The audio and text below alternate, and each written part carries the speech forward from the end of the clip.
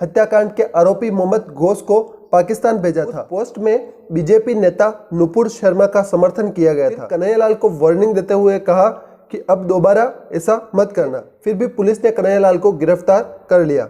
राजस्थान का उदयपुर शहर, यह मालदास स्ट्रीट में एक छोटी सी दुकान है, नाम है सुप्रीम टेलर्स। इस दुकान के मालिक थे 40 साल के कन्हैयालाल, एक साधारण से टेलर जो कपड़े सिलकर अपना परिवार पाल रहे थे।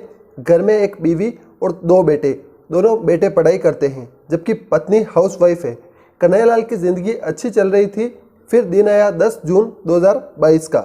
इस दिन 2 शख्स उनकी दुकान में आए, मोहम्मद रियाज अंसारी और मोहम्मद घोष। रियाज अंसारी भिलवाड़ा का रहने वाला है जबकि मोहम्मद घोष उदयपुर का ही रहने वाला है। दोनों ने कन्हैयालाल से उनका मोबाइल मांगा, कहा कि उन्हें किसी को फ़ोन करना है। कन्हैयालाल ने भी उन्हें फ़ोन दे दिया। दरअसल उन दोनों को कोई फ़ोन नहीं करना था, बल्कि कन्हैयालाल का सोशल मीडिया अकाउंट चेक करना था। दरअसल उन्होंने सोशल मीडिया पर एक पोस्ट देखी थी जो कि कन्हैयालाल के मोबाइल फ़ोन से की गई थी। उस पोस्ट में बीजेपी नेता नुपुर शर्मा का समर्थन किया गया था।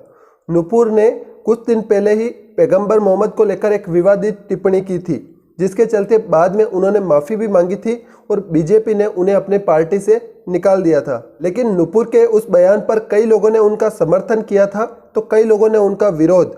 इसी को लेकर कन्हैयालाल के फ़ोन से भी सोशल मीडिया पर पोस्ट की गई थी जिसमें नुपुर शर्मा का समर्थन किया गया था। जैसे ही रियाज और घोष मोहम्मद को उस पोस्ट के बारे में पता चला तो वे कन्हैयालाल को धमकी देने के लिए ही वहां आए थे। उन्होंने कन्हैयालाल के फ़ोन पर उस पोस्ट को खोला और डिलीट किया। फिर कन्हैयालाल को वार्निंग देते हुए कहा कि अब दोबारा ऐसा मत करना।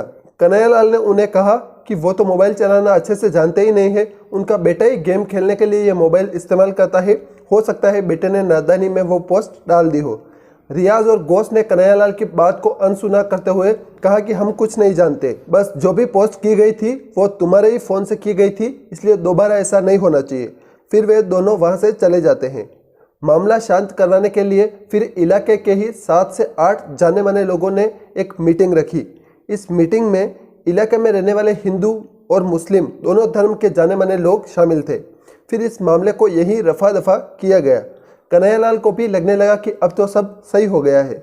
इसके अगले ही दिन यानी 11 जून 2022 को कन्हैया के पड़ोसी नाजिम ने पुलिस स्टेशन में एक रिपोर्ट दर्ज करवाई।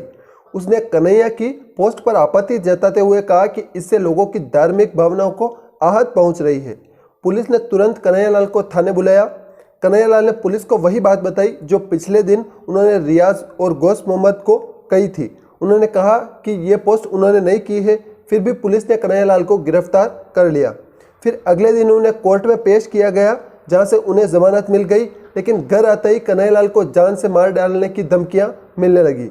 इस डर से उन्होंने 12, 13 और 14 जून को अपनी दुकान बंद ही रखी थी, लेकिन घर का सवाल था इसलिए उन्होंने 15 जून 2022 को दुकान फिर से खोली।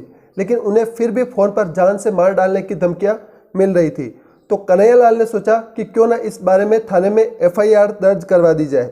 कन्हैयालाल ने फिर उसी पुलिस स्टेशन में जाकर अपनी FIR दर्ज करवानी चाहिए, लेकिन पुलिस वालों ने कंप्लेंट लिखने के बाद भी उस पर कोई एक्शन नहीं लिया। आप जो स्क्रीन पर कंप्लेंट रिपोर्ट देख रहे हैं वह कन्हैयालाल ने ही लिखवाई थी। फिर पुलिस ने कन्हैयालाल से कहा कि दूसरे पक्ष के साथ जाकर समझौता कर लो। कन्हैयालाल ने फिर ऐसा ही किया। फिर कन्हैयालाल भी इस बात से निश्चिंत हो गए कि चलो ठीक है, अब सब सही हो जाएगा। लेकिन उन्हें नहीं पता था कि आगे उनके साथ क्या होने वाला है। वह रोजाना की तरह ही अपनी दुकान खोलने लगे। फिर आया 28 जून 2022 का दिन। इस दिन कपड़े सिलवाने के बहाने से मोहम्मद रियाज और मोहम्मद घोष एक बार फिर कन्हैयालाल की दुकान पर आए। कन्हैयालाल जैसे ही उनमें से एक का नाप ले ही रहे थे तभी दूसरे ने उन पर चाकू से जानलेवा हमला कर दिया। कन्हैयालाल चीखने चिल्लाने लगे, कहने लगा कि ऐसा मत करो। तभी दूसरा शख्स भी उन पर टूट पड़ा। कन्हैयालाल बार बार एक ही बात बोल रहे थे कि मैंने तुम्हारा क्या बिगाड़ा है, मेरे 2 बेटे हैं, एक बीवी है, कृपया करके मेरी जान बख्श दो। लेकिन उन दोनों पर खून सवार था। उन्होंने बड़ी बेरहमी से उनकी गर्दन पर वार करके उसे काटने का प्रयास किया। जब वे गर्दन काट न सके तो कन्हैयालाल को घसीटते हुए दुकान से बाहर लाए और चाकू से गला रेत डाला।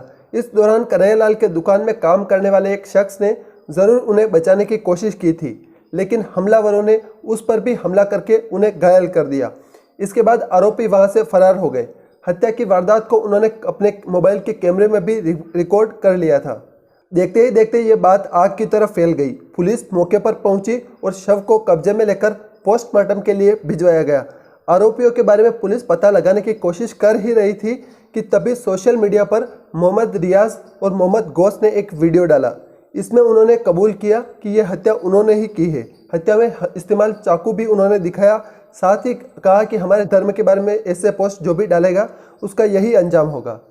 एनआईए की जांच के मुताबिक उदयपुर के 2 मौलाना रियासत हुसैन और अब्दुल रजाक ने दावत-ए-इस्लामी की ट्रेनिंग के लिए हत्याकांड के आरोपी मोहम्मद गौस को पाकिस्तान भेजा था। गौस के साथ वसीम अत्तारी और अख्तर रजा भी पाकिस्तान गया था। सूत्रों के अनुसार हत्याकांड की साजिश में 2 मौलाना और 2 वकील भी शामिल थे। बताया जा रहा है कि आरोपियों की एक बैठक भी हुई थी जिसमें रियाज अत्तारी ने टेलर कन्हैयालाल को मारने की जिम्मेदारी ली थी।